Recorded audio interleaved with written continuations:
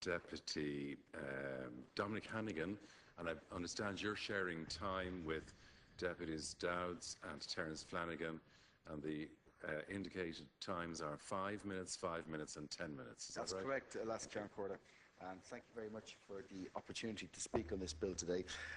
All exemptions of the bill are very useful and they're needed, and so they're welcomed, particularly those that are related to the new personal insolvency bill. It's important that we continue to remember how difficult it is for people out there on the ground at the moment. We do need to continue to work to get the country's finances right, and I'm pleased to see that the importance of the debate is recognised by Minister Noonan, who's in attendance in the House.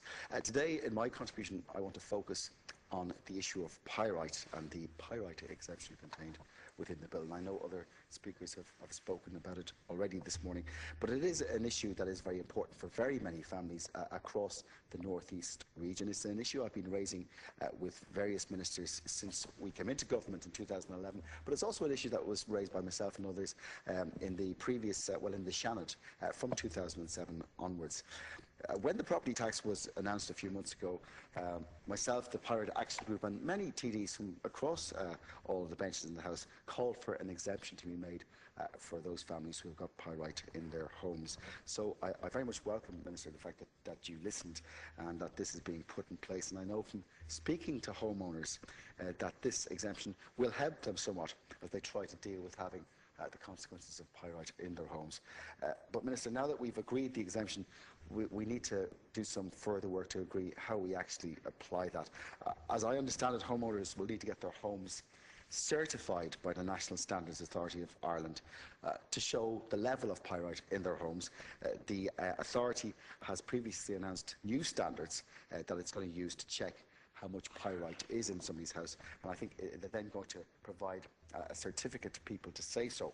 If the testing shows that the amount of pyrite is over a certain level, then the homeowners are going to be able to notify revenue, and with their certificate they'll then become exempt from the tax.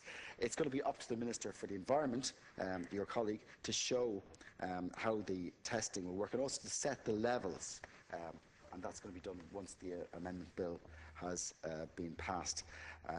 But right now, we don't know what those levels are going to be, and people out there are still concerned. We do need to do work on this issue as soon as possible.